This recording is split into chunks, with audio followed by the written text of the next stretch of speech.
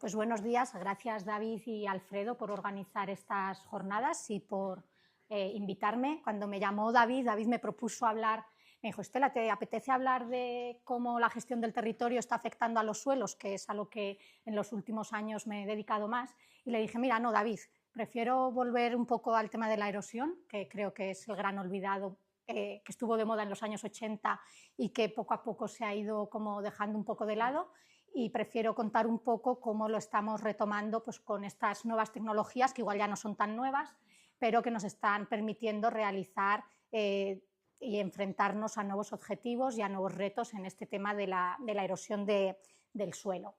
Está claro que la erosión es una de las mayores amenazas y riesgos para el suelo en el antropoceno. Diferentes autores lo señalan y bueno, yo he copiado este mapa de Montanarella et al. 2016, donde, como podéis ver, pues la erosión del suelo es la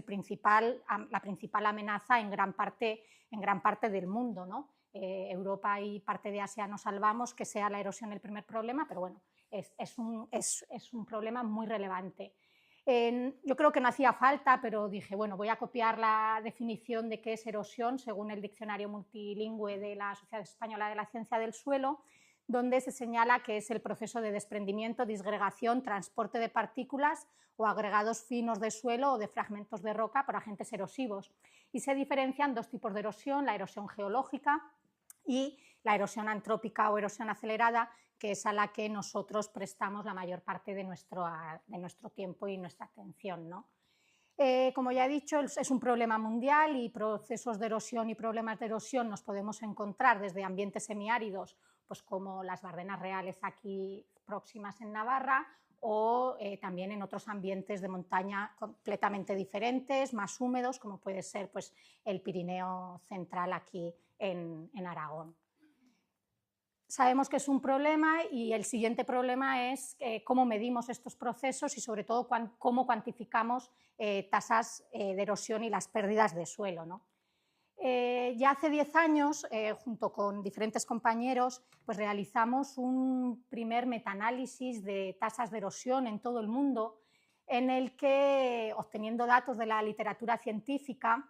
plasmados en diferentes figuras como esta que veis aquí en esta imagen, pues vimos algo que ya sabíamos, que existe una gran variabilidad de métodos y técnicas, en este caso agrupadas solo en 5 grupos, y que además existe una altísima variabilidad de los valores de tasas de erosión. No sé si veis, la escala es logarítmica, ¿no? Vamos desde casi 0 a más de 10.000 toneladas por kilómetro cuadrado año. Además, el uso de diferentes metodologías pues, dificulta mucho que se puedan comparar tasas de erosión, porque los métodos son diferentes y los procesos que estamos midiendo pues, también son diferentes. Y otra de las grandes preguntas a la que nos enfrentamos, además, principalmente pues, en el ámbito académico e investigación, es cuál es el periodo óptimo que deberíamos de monitorizar los procesos de erosión. Porque, por desgracia, la mayoría de nuestros proyectos pues, están financiados 1, 2, 3 años, que como veis pues, son las mayores densidades de trabajos que encontramos con ese periodo, pero lo importante sería obtener financiación para realizar experimentos a largo plazo, también a diferentes escalas, pues para controlar un poco la alta variabilidad climática y, como ya ha demostrado Leticia, pues un evento extremo que a lo mejor no entra dentro de nuestro periodo de estudio de 1 o 2 años, pero que tiene unas consecuencias geomorfológicas y en el tema de suelos pues muy significativas.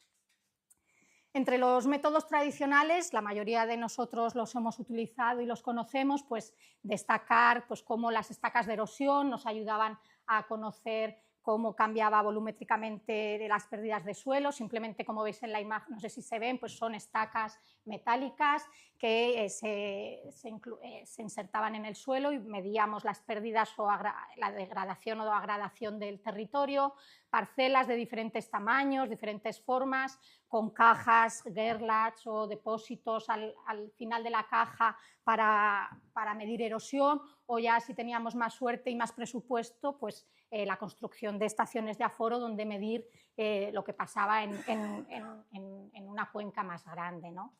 En las últimas décadas, ya me remonto a hace muchas décadas, por ejemplo, la teledetección, pues han aparecido y están apareciendo nuevos métodos que yo he llamado métodos no invasivos, en los que nos permiten estudiar los procesos de erosión de diferentes formas, pero que también, pues como digo, nos están favoreciendo nuevos trabajos y nuevos objetivos. La teledetección entre estos sería la más antigua, que nos permite pues, conocer indirectamente pues, a partir de la evolución del NDVI pues, cómo los suelos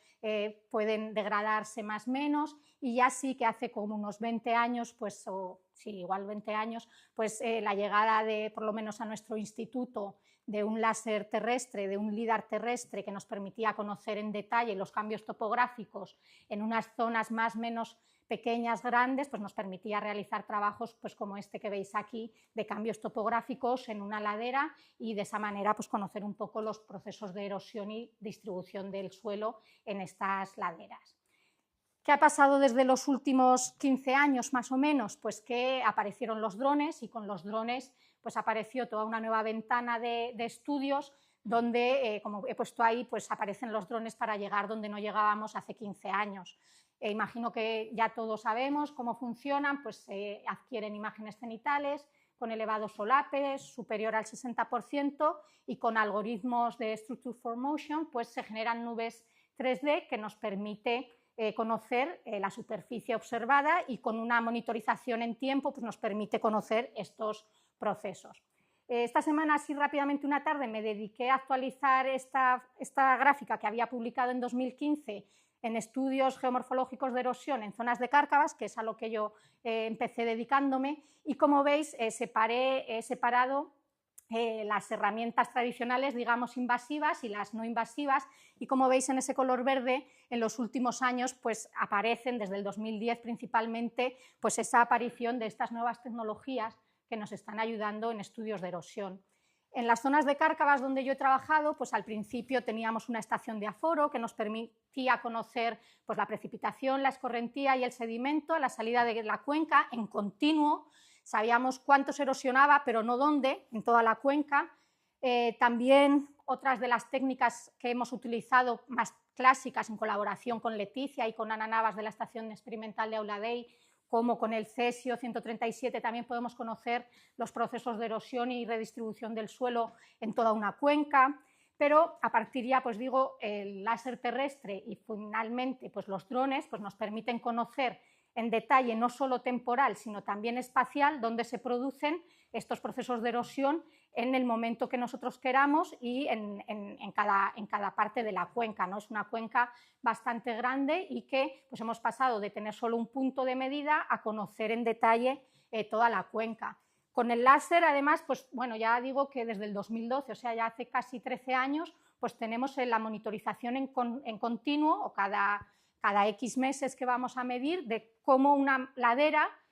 los procesos de erosión y deposición del suelo evoluciona. Ya digo, pues casi ya pues, tenemos una serie de datos de 13 años, ¿no? Y con la llegada de los drones pues nos estamos enfrentando a nuevos retos, como es el proceso de erosión subsuperficial, que es uno de los grandes retos científicos a los que nos tenemos que enfrentar, porque hay muy poquitas tasas de erosión en estos ambientes, y también pues, enfrentarnos a medir paisajes ruiniformes ligados a la degradación y pues, a los procesos de erosión subsuperficial, como los aguarales de Valpalmas, aquí en la provincia de Zaragoza, y también pues, con la ayuda de drones y de láser terrestre pues, estamos ahora mismo enfrentándonos a ello.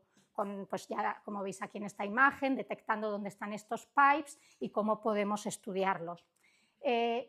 Ahora, ¿qué estamos haciendo o qué nos vamos a enfrentar en estos próximos años? Pues también a estudiar ejemplos de geomorfología periglaciar en zonas muy amplias, muy lejanas y muy poco accesibles, donde estamos empezando a estudiar cómo el retroceso de los glaciares y la formación de estas morrenas pues, da lugar a nuevos procesos de erosión, cómo las actividades humanas, especialmente la ganadería en este proyecto, pues también está afectando a los procesos de erosión en zonas de montaña, además con la ayuda de los GPS de los animales, que nos dicen dónde están los animales en cada momento, y podemos ligarlo eso con la erosión del suelo, no solo, pues, por ejemplo, en zonas tabuladas, también la actividad de los jabalíes, sí.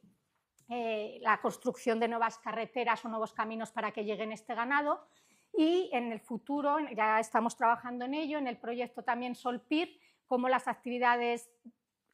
antrópicas, bien de montaña, bicicleta, etcétera, pues también están afectando a los procesos de erosión en zonas de alto valor ecológico y ambiental aquí en el Pirineo aragonés. Había puesto esta diapo como última, que realmente es de hace casi 8 años y ahora la actualizaría, pero ayer no encontré el original para actualizarlo, pero bueno, un poco la idea final es que dependiendo un poco del objetivo, los medios económicos y humanos que disponemos para realizar estos procesos, estudiar estos procesos de erosión, pues hay un amplio abanico de herramientas que podemos utilizar, pues dependiendo cuál sea nuestro objetivo científico. Y por supuesto no es solo un trabajo mío, sino de un montón de compañeros del instituto y bueno, pues gracias de nuevo.